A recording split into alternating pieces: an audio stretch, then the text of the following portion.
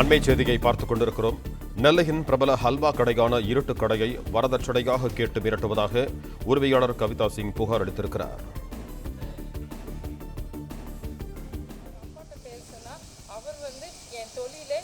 பொய்யா சொல்றதும் உண்மையா சொல்றதும் தான் இருக்கு. எனக்கு பிஜேபி சப்போர்ட் இருக்குது.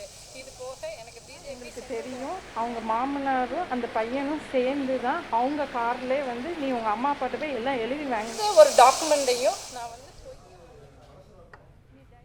பொய்யாக்குவேன், பொய்யா இருக்கிறத உண்மையாக்குவேன். இதுக்கு நீங்கள் சப்போர்ட் பண்ணலை அப்படின்னா உங்களை யாரையும் வாழ விடவே மாட்டேன். எனக்கு பிஸ்னஸை எழுதி கொடுத்தே ஆகணும். ஏன்னா நாங்கள் இருக்கிறது ஃபுட் இண்டஸ்ட்ரி. ஸோ ஃபுட் இண்டஸ்ட்ரிங்கும் போது நான் எஃப்எஸ்ஐலேருந்து எல்லா டிபார்ட்மெண்ட்டு ஜிஎஸ்டிலேருந்து எல்லாத்துக்கும் பண்ணியிருக்கேன்.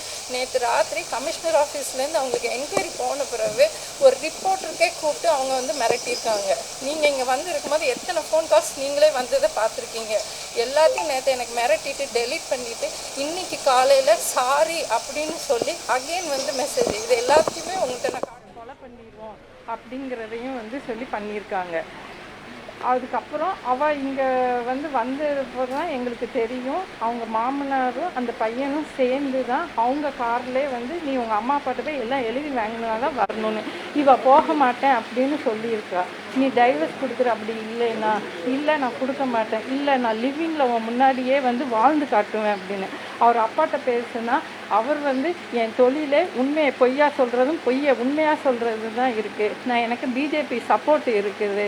இது போக எனக்கு பிஜேபி சென்ட்ரல் கவர்மெண்ட்லேருந்து ஸ்டாண்டிங் கவுன்சிலில் போஸ்டிங் கொடுத்துருக்காங்க. அதனால் எந்த டிபார்ட்மெண்ட்னாலையும் எந்த ஒரு டாக்குமெண்ட்டையும் நான் வந்து பொய்யா அங்கே வந்து கொடுத்துருவேன். உண்மையாக இருக்கிறத பொய்யாக்குவேன், பொய்யா இருக்கிறத உண்மையாக்குவேன். இதுக்கு நீங்கள் சப்போர்ட் பண்ணலை அப்படின்னா உங்களை யாரையும் வாழ விடவே மாட்டேன். எனக்கு பிஸ்னஸை எழுதி கொடுத்தே ஆகணும். ஏன்னா நாங்கள் இருக்கிறது ஃபுட் இண்டஸ்ட்ரி. ஸோ ஃபுட் இண்டஸ்ட்ரிங்கும் போது நான் எஃப்எஸ்ஐலேருந்து எல்லா டிபார்ட்மெண்ட்டு ஜிஎஸ்டிலேருந்து எல்லாத்துக்கும் பண்ணியிருக்கேன்.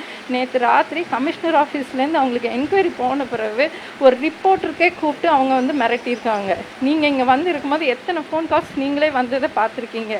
எல்லாத்தையும் நேற்று எனக்கு மிரட்டிட்டு டெலீட் பண்ணிவிட்டு இன்றைக்கி காலையில் சாரி அப்படின்னு சொல்லி அகெயின் வந்து மெசேஜ் இது எல்லாத்தையுமே உங்கள்கிட்ட நான் காட்ட தான் செஞ்சேன். இதுக்கு முன்னாடி பண்ண எல்லா இதுக்குமே ப்ரூஃப் எல்லாமே கன்சர்ன் டிபார்ட்மெண்ட்லேயும் கொடுத்துருக்கோம். சிஎம் செல்லுக்குமே நேற்று வந்து இந்த இதை வந்து நாங்கள் ரிஜிஸ்டர் பண்ணியிருக்கோம். என்னை நம்பி நாங்கள் பாரம்பரியமாக பண்ண தொழில், நாங்களும் பப்ளிக்கை நம்பி தான் இருக்கோம். அப்படி இருக்கும்போது எங்களுக்குன்னு எத்தனையோ குடும்பங்கள் வந்து இந்த தொழிலை நம்பி நாங்கள் இருக்கோம். அதை வாழ்வாதாரத்தில் போய் கையை வைக்கிற மாதிரியே அவங்க ஒவ்வொரு தடவையும் வந்து த்ரெட்டன் பண்ணிகிட்டு இருக்காங்க. நேற்று கமிஷனர் ஆஃபீஸில் கம்ப்ளைண்ட் கொடுத்ததுக்கு அப்புறமுமே ஒரு ரிப்போர்ட்டரை கூப்பிட்டு அவங்க வந்து த்ரெட்டனிங் பண்ணுறாங்கன்னா நான் பிஜேபி அப்படிங்கிறத வச்சு அவங்க த்ரெட்டனிங் பண்ணுறாங்க. ஏன்னா என் தொழில் வந்து அப்படி, நான் அட்வொகேட்டு, நான் இப்படி தான் பண்ணுவேன்னு அவர் வந்து டேரிங்காக வந்து பண்ணுறாரு. அப்போ நாங்கள் இதுக்கப்புறம் எப்படி நிம்மதியாக வாழ முடியும்? என் பொண்ணை 1 மாதம் வந்து அவ்வளோ செலவு பண்ணி நான் கல்யாணம் பண்ணி வச்சு அதுவும் காணாதுன்னு சொல்லி எனக்கு வந்து கார் வேணும், தொழில் வந்து இப்போமே எழுதி கொடுங்க, இந்த மாதிரி ஃபிசிக்கல் ஹராஸ்மெண்ட்டும் அவளை வந்து பண்ணியிருக்காங்க. அதனால தான் நாங்கள் போய் கம்ப்ளைண்ட் ரிஜிஸ்டர் பண்ணோம். இல்லை என்ன மாதிரியான மிரட்டலுமா அவங்க கொடுத்துருக்காங்க?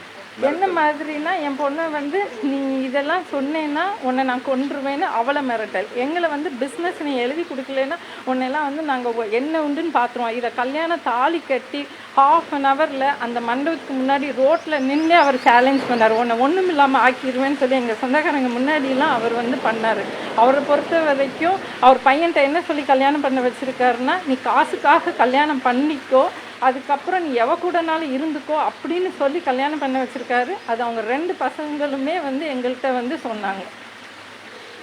கல்யாணம் பண்ணி ஆரம்பத்தில் சொல்கிறாங்க, அதுக்கு முன்னாடி நீங்கள் அதை விசாரிக்கலையே அவங்க மாப்பிள்ளோட?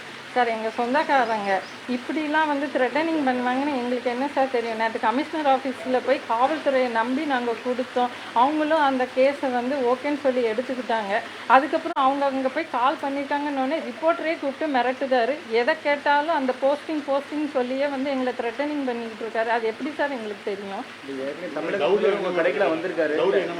டௌரியா வந்து நகை, கேஷு நிறைய வந்து ஒயிட்லேயும் நாங்கள் ட்ரான்ஸ்ஃபர் பண்ணியிருக்கோம்.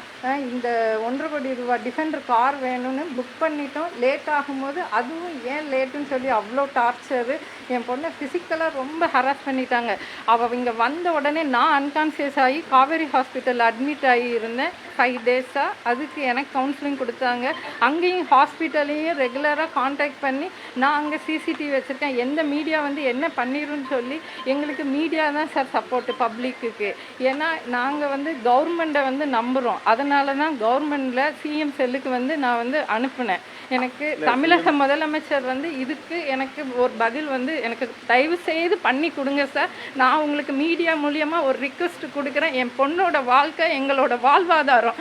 இதுக்கு நீங்கள் முதலமைச்சர் வந்து எங்களுக்கு துணை நிற்கணும். நாங்கள் காவல்துறையை நம்புகிறோம். அதனால தான் நேற்று காவல்துறையிட்ட போய் நின்னோம். காவல்துறையும் எங்களுக்கு சப்போர்ட் பண்ணுச்சு. அதே மாதிரி தான் மீடியா நண்பர்கள் நீங்களும் எங்களுக்கு வந்து சப்போர்ட் பண்ணி கொடுங்க. அவ்வளோதான். இது ஒரு பொண்ணோட வாழ்க்கை. கல்யாணமே இந்த கடையை அபகரிக்கணும்னு